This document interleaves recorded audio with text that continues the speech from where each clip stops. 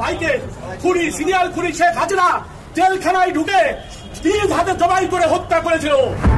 এবার ভয়াবহ লোমহর্ষক অভিযোগ পাওয়া গেল হত্যা মামলার পলাতক আসামি শেখ হাসিনার বিরুদ্ধে। তিনি নিজে জেলখানায় ঢুকে মেজর বজলুল হুদাকে জবাই করে হত্যা করেছেন। একজন ক্ষমতাসীন প্রধানমন্ত্রী কিভাবে রাতের আধারে জেলখানায় ঢুকে একজন ব্যক্তিকে জবাই করে হত্যা করতে পারে, এটি সবার কাছেই অবিশ্বাস্য ব্যাপার মনে হয়েছিল। ভয়াবহ হলে নিজে দাঁড়িয়ে থেকে একটি মানুষকে জবাই। সম্মানিত দর্শক মণ্ডলী, মেজর বজলুল হুদার ভাই চিৎকার করে গণমাধ্যমের সামনে বলছে যে আমার ভাইকে হাসিনা কারাগারে গিয়ে জবাই করেছে। অর্থাৎ তিনার এই বক্তব্যটি সামাজিক যোগাযোগ মাধ্যমে চাঞ্চল্যর সৃষ্টি দিয়েছে। মেজর বজলুল হুদার মৃত্যুর সময়ও কিন্তু এমন গঞ্জন উঠেছিল। সে সময় লাশ বাহিরে প্রকাশিত হয়নি এবং তার এই ভিডিও চিত্র এতভাবে প্রকাশিত হয়নি।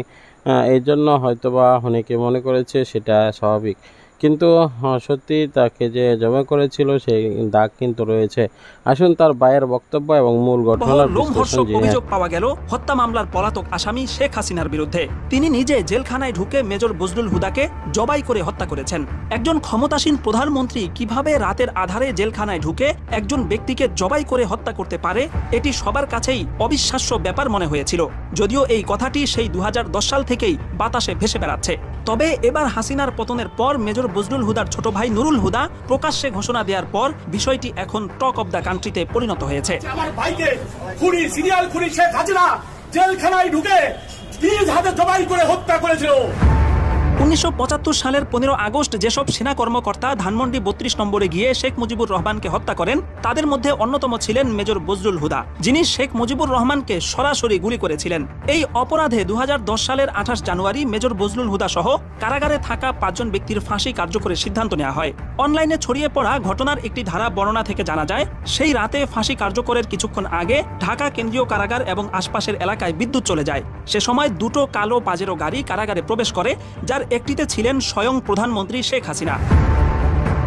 5 জনের মধ্যে 4 জনকে মঞ্চে নিয়ে ফাঁসিতে ঝুলানো হলেও মেজর বজলুল হুদাকে সেখানে আনাই হয়নি। তাকে ভিন্ন একটি কক্ষে আটকে রাখা হয়। তিনি যেহেতু শেখ মুজিবকে সরাসরি গুলি করেছিলেন, এই কারণে তার কাছ থেকে শেখ হাসিনা সরাসরি প্রতিশোধ নিতেই মূলত কারাগারে হাজির হয়েছিলেন। ঘটনার বিবরণী থেকে জানা যায়, গরুকে জবাইয়ের সময় যেভাবে চেপে ধরা হয়, ঠিক সেভাবে 4 জন ব্যক্তি মেজর হুদাকে চেপে ধরে। এরপর শেখ হাসিনা তার বুকে পা রেখে জল্লাদকে ছুরি চালানোর আদেশ দেন। জবাইয়ের সময় মেজর বজলুল হুদার গলা থেকে ফিনকি দিয়ে যেই রক্ত ছিটকে বেরিয়েছে, তাতে শেখ হাসিনার পরনের শাড়িও কিছুটা রক্তাক্ত হয়েছিল। হত্যার পর মেজর বজলুল হুদার লাশ দাফনের জন্য নিজ এলাকায় পাঠানো হয়। সে সময় ধারণ করা ভিডিওতে তার গলার নিচে পরিষ্কারভাবে কাটার এবং সেলাইয়ের দাগ দেখা গেছে। সার্জারি বিশেষজ্ঞ বেশ কয়েকজন ডাক্তার ভিডিওটি দেখে মন্তব্য করেছেন, এটা কোনোভাবেই ফাঁসির কিংবা পোস্টমর্টেমের দাগ নয়, বরং এখানে পরিষ্কারভাবে সেলাই করা হয়েছে সেটা বোঝাই যাচ্ছে। তাদের এই মূল্যায়নের সাথে জবাই সংক্রান্ত সেই বিখ্যাত লেখা এবং বজলুল হুদার ছোট ভাই নুরুল হুদার বক্তব্য মিলে যায় যে মেজর বজলুল হুদাকে ফাঁসিতে নয় বরং জবাই করে হত্যা করা হয়েছে এবং এতে শেখ হাসিনা সরাসরি যুক্ত ছিলেন। বিশ্লেষকরা বলছেন, বিভিন্ন দিক থেকে উঠে আসা এসব দাবি ও তথ্য প্রমাণ যদি সত্য হয়, তাহলে শেখ হাসিনা ক্ষমার অযোগ্য অপরাধ করেছেন, যা আন্তর্জাতিক আইনেও ভয়াবহ পর্যায়ের মানবতা বিরোধী অপরাধ। এমতাবস্থায় বিভিন্ন মহল থেকে মেজর বজলুল হুদার মৃত্যুর বিষয়ে বিচার বিভাগীয় তদন্ত দাবি করা হচ্ছে এবং তদন্তে সেই ঘটনা সত্য প্রমাণিত হলে শেখ হাসিনাকে দেশে ফিরিয়ে সর্বোচ্চ শাস্তির মুখোমুখি করারও দাবি জানিয়েছেন সামাজিক মাধ্যমের অজস্র মানুষ।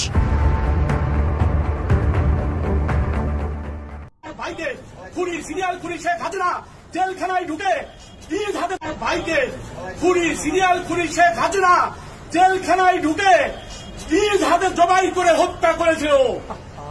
সুপ্রিয় দর্শক শ্রোতা, আসসালামু আলাইকুম। যারা দেখছেন, আশা করি আপনারা সবাই ভালো আছেন। 1971 সালে বাংলাদেশের মুক্তিযুদ্ধ যখন শুরু হয়েছিল, পাকিস্তান থেকে পালিয়ে যে কয়েকজন বীর মুক্তিযোদ্ধা বাংলাদেশে এসেছিলেন, তাদের মধ্যে অন্যতম মেজর বজলুল হুদা। বাংলাদেশে এসে বাংলাদেশের মুক্তিযুদ্ধে অংশগ্রহণ করেছিলেন। তারপর 1975 সালের 15ই আগস্ট বাংলাদেশের জাতিকে বাকশাল মুক্ত, বাংলাদেশের জাতিকে কলঙ্ক মুক্ত করার জন্য যে কয়েকজন অগ্রণী ভূমিকা পালন করেছিলেন, তার মধ্যে অন্যতম একজন হচ্ছেন মেজর বজলুল হুদা। এই মেজর বজলুল হুদাকে খুনি শেখ হাসিনা কিভাবে নির্মমভাবে হত্যা করেছিলেন, জবাই করেছিলেন, সেই বিষয়টির বর্ণনা এখন আমরা পাচ্ছি। শেখ হাসিনার ভয়াবহতার যে চিত্র, সেই চিত্রটি এখন আমরা দেখতে পাচ্ছি। সুপ্রিয় দর্শক শ্রোতা, আমরা একটু যদি মেজর বজলুল হুদার ভাই কি বলেছেন সেই বিষয়টি একটু দেখি, তারপর হয়তোবা আমরা আবার আমাদের তার বোন যেই ফেসবুক স্ট্যাটাসটা দিয়েছে সেই কথাগুলো আমরা শুনতে চাই।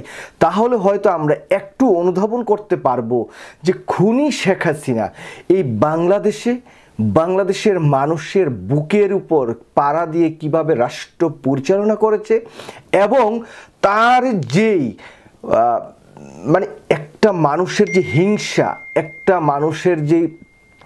মানুষের প্রতি ঘৃণা, এটা কতটা ভয়াবহ হলে নিজে দাঁড়িয়ে থেকে একটি মানুষকে জবাই করতে পারে। মানে এটা একটা ভয়াবহ। চলুন আমরা আগে তার বক্তব্য, পুরো 1 মিনিটের একটা বক্তব্য শুনে আসি, তারপর তার বোনের বক্তব্যটি আমরা শুনবো। আজকে 14 বছর যে বুকে ব্যথা নিয়ে বেড়াচ্ছে আমার ভাইকে সিরিয়াল খুনি শেখ হাসিনা জেলখানায় ঢুকে নিজ হাতে জবাই করে হত্যা করেছিল। সেই কথা বলতে পারিনি, আমার ভাইয়ের নাম উচ্চারণ করতে পারিনি। প্রেস ক্লাবকে সহ মুখে চোখে কালো কাপড় বেঁধে দেওয়া হয়েছিল। আজকে আপনারা সেই সুযোগ এনে দিয়েছেন, সেই জন্য আজকে আমি এই কথা বলতে চাই যে আমার ভাইয়ের বিচার, আমার ভাইয়ের হত্যার বিচার চাই। শেখ হাসিনাকে ধরে এনে জন আদালতে ফাঁসির মাধ্যমে এই হত্যার বিচার শুনতে হবে। আর আমার ভাইয়ের নামটা আপনারা জানান, আমার ভাই জাতীয় বীর মেজর বজলুল হুদা, জাতীয় বীর মেজর বজলুল হুদা, জাতীয় বীর মেজর বজলুল হুদা।